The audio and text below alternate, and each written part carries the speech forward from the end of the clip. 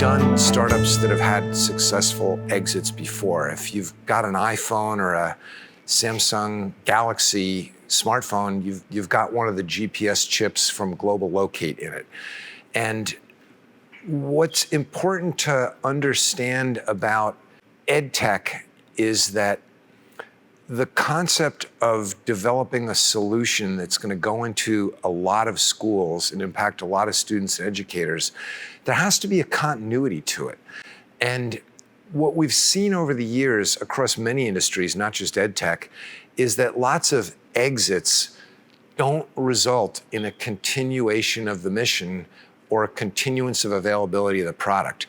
In EdTech, especially something that children get so engaged with, it's very important to be planning always for a continuity of the experience. That's much more important than planning for an exit. We have an obligation to the schools that buy our product to survive and keep that product available to them. In the past, we had competitors of Piper in the EdTech industry look to do what would essentially be considered hostile takeovers.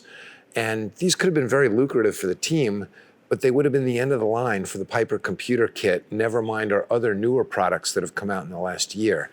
And we have to have the purity of purpose to say no to those things. And we have to have investors who back our mission and say, this can be bigger later and the value will come. But, the quick flip out the door for, N or low double-digit millions is not what we're really about here.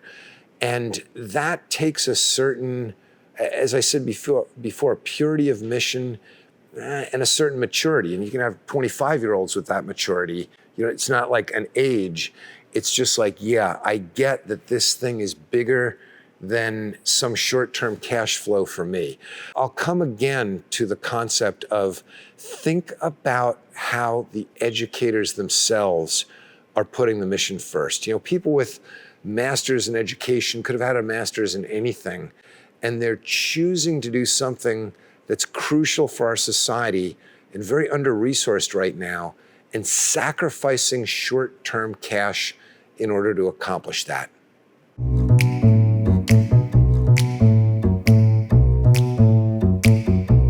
The way to start is with impact investors and EdTech investors. To name one, Owl Ventures, Tori Patterson heads it, and we're an Owl portfolio company, and they've hung with Piper through thick and thin. And Tori has consistently demonstrated that the impact and the educational efficacy of their portfolio companies is as important to their limited partners as what the exit ultimately is. And they've had some very good exits.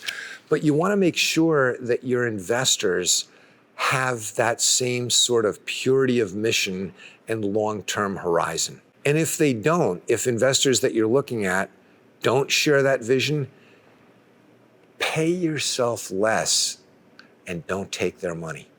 And that's not easy to do, but you have to be willing to do that.